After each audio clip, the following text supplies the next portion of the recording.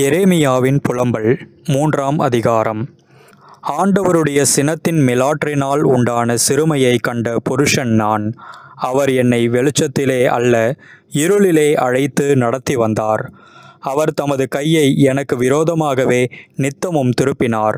என் சதையையும் என் தோலையும் முற்றலாக்கினார். என் எலும்புகளை நொறுக்கினார். அவர் எனக்கு விரோதமாக கொத்தளங்கட்டி கசப்பினாலும் வருத்தத்தினாலும் என்னை வளைந்து கொண்டார். பூர்வ காலத்தில் செத்து கிடக்கிறவர்களைப் போல என்னை இருளான இடங்களில் கிடக்க பண்ணினார். நான் புறப்படக்கூடாதபடி என்னை சூழ வேலி அடைத்தார்.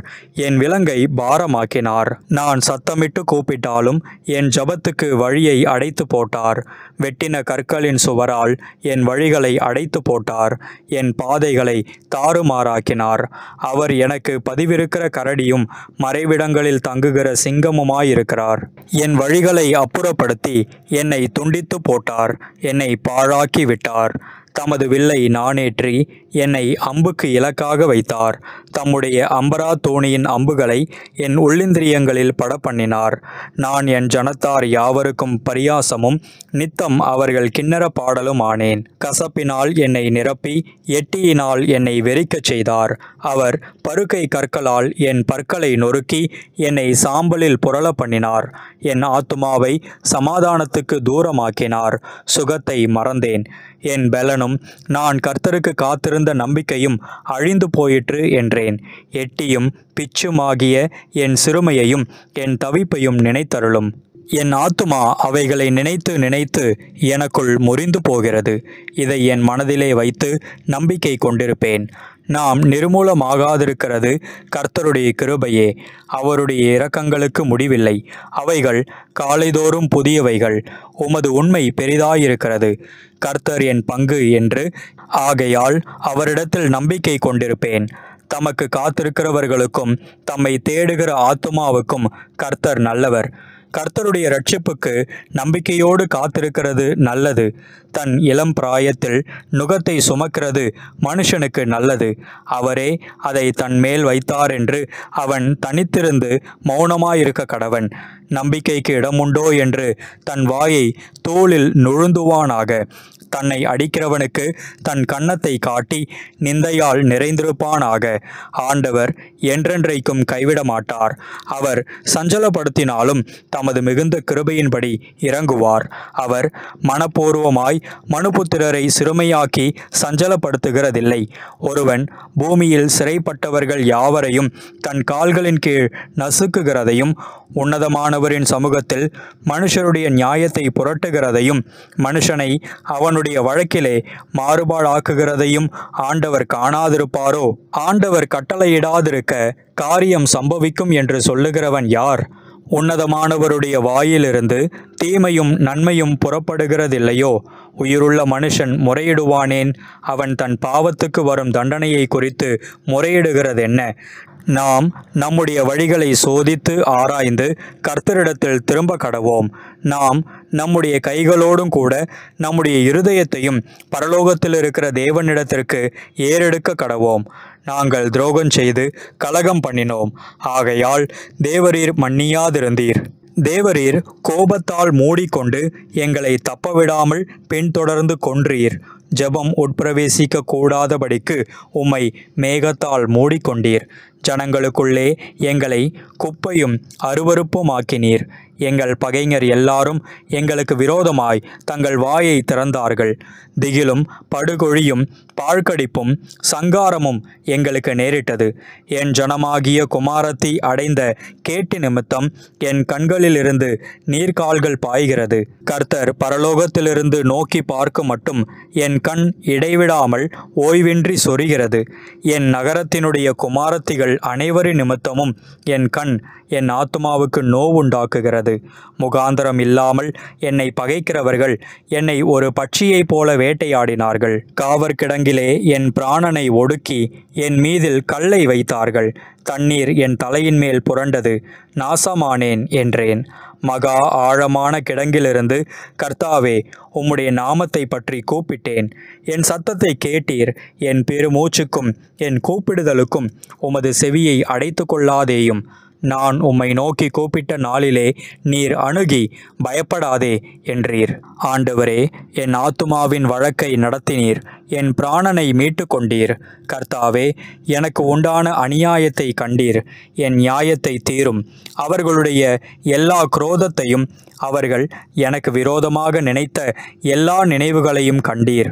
கர்த்தாவே, அவர்கள் நிந்திக்கும் நிந்தையையும் அவர்கள் எனக்கு விரோதமாய் நினைத்த எல்லா நினைவுகளையும் எனக்கு விரோதமாய் எழும்பினவர்களின் வாய்மொழிகளையும் அவர்கள் நாள் முழுதும் எனக்கு விரோதமாய் யோசிக்கும் யோசனைகளையும் கேட்டீர்.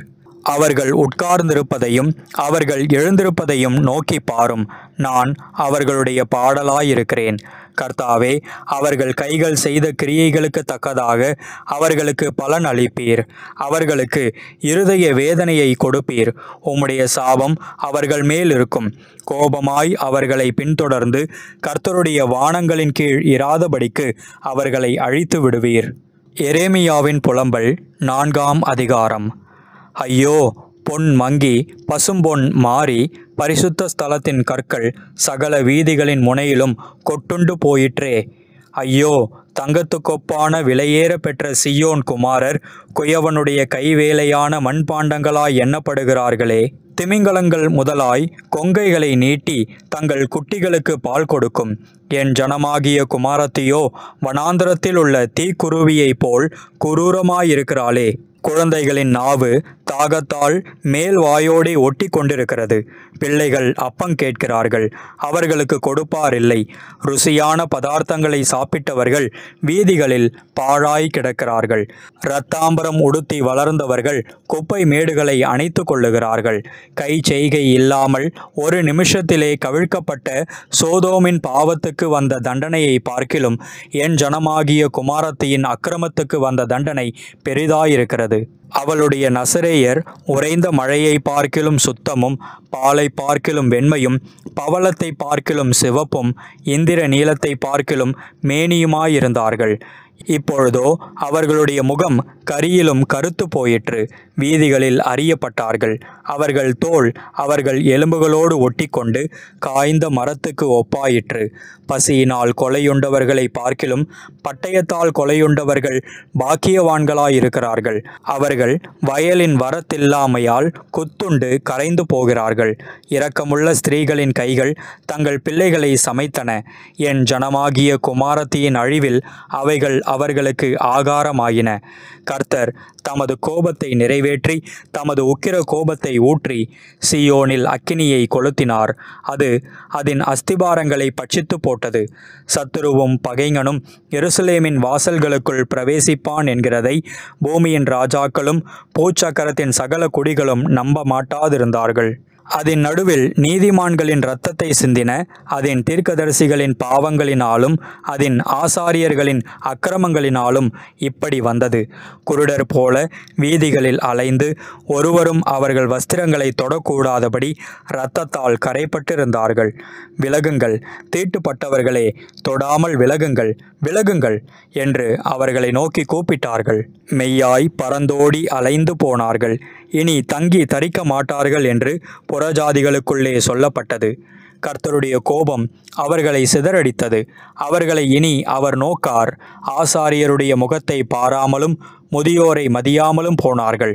இன்னும் எங்களுக்கு சகாயம் வருமென்று நாங்கள் வீணாய் எதிர்பார்த்திருந்ததினாலே எங்கள் கண்கள் பூத்து போயின.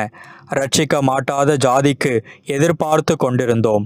நாங்கள் எங்கள் வீதிகளில் நடவாதபடிக்கு எங்கள் அடிச்சுவடுகளை வேட்டையாடினார்கள். எங்கள் முடிவு சமீபித்தது. எங்கள் நாட்கள் நிறைவேறி போயின. எங்கள் முடிவு வந்துவிட்டது. எங்களை பின்தொடர்ந்தவர்கள் ஆகாயத்து கழுகுகளை பார்க்கிலும் வேகமாயிருந்தார்கள். பர்வதங்கள் மேல் எங்களை பின்தொடர்ந்தார்கள். வனாந்தரத்தில் எங்களுக்கு பதிவிருந்தார்கள். கர்த்தரால் அபிஷேகம் பண்ணப்பட்டவனும் எங்கள் நாசியின் சுவாசமாயிருந்தவனும் அவர்களுடைய படுகுழியில் அகப்பட்டான். அவனுடைய நிழலிலே ஜாதிகளுக்குள்ளே பிழைத்திருப்போம் என்று அவனை குறித்து சொல்லியிருந்தோமே. ஓத்ஸ் தேசவாசியாகிய ஏதோம் குமாரத்தியே, சந்தோஷித்து களிகூறு. பாத்திரம் உன்னிடத்திற்கும் தாண்டி வரும். அப்பொழுது நீ வெறித்து மானபங்கமாய் கிடப்பாய். சீயோன் குமாரத்தியே, உன் அக்கிரமத்துக்கு வரும் தண்டனை தீர்ந்தது. அவர் இனி உன்னை அப்புறம் சிறைப்பட்டு போகவிடார். ஏதோம் குமாரத்தியே, உன் அக்கிரமத்தை அவர் விசாரிப்பார், உன் பாவங்களை வெளிப்படுத்துவார். எரேமியாவின் புலம்பல் 5ஆம் அதிகாரம். கர்த்தாவே, எங்களுக்கு நேரிட்டதை நினைத்தருளும். எங்கள் நிந்தையை நோக்கி பாரும். எங்கள் சுதந்திரம் அந்நியர் வசமாகவும் எங்கள் வீடுகள் புறதேசத்தார் வசமாகவும் தாண்டி போயின. திக்கற்றவர்களானோம், தகப்பன் இல்லை. எங்கள் தாய்கள் விதவைகளைப் போல இருக்கிறார்கள். எங்கள் தண்ணீரை பணத்துக்கு வாங்கி குடிக்கிறோம். எங்கள் விறகு விலைக்கிரயமாய் வருகிறது. பாரம் சுமந்து எங்கள் கழுத்து நோகிறது. நாங்கள் உழைக்கிறோம், எங்களுக்கு இளைப்பாறுதல் இல்லை. அப்பத்தால் திருப்தியாகும்படி எகிப்தியருக்கும் அசீரியருக்கும் எங்களை கையளித்தோம். எங்கள் பிதாக்கள் பாவம் செய்து மாண்டு போனார்கள். நாங்கள் அவர்களுடைய அக்கிரமங்களை சுமக்கிறோம். அடிமைகள் எங்களை ஆளுகிறார்கள். எங்களை அவர்கள் கையிலிருந்து விடுவிப்பார் இல்லை.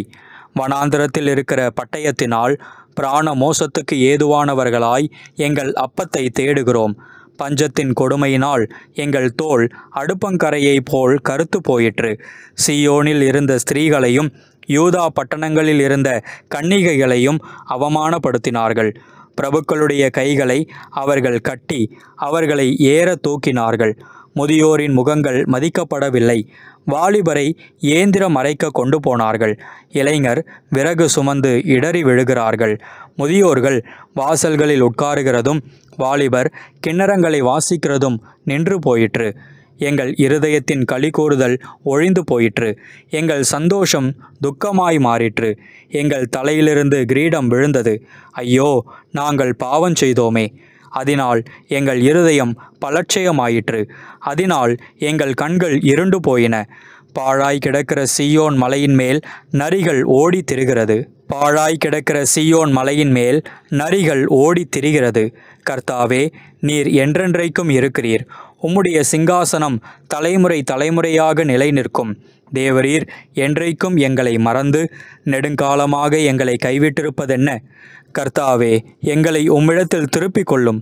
அப்பொழுது திரும்புவோம். பூர்வ காலத்தில் இருந்தது போல எங்கள் நாட்களை புதியவைகளாக்கும். எங்களை முற்றிலும் வெறுத்து விடுவீரோ? எங்கள் பேரில் கடுங்கோபமாயிருக்கிறீரே.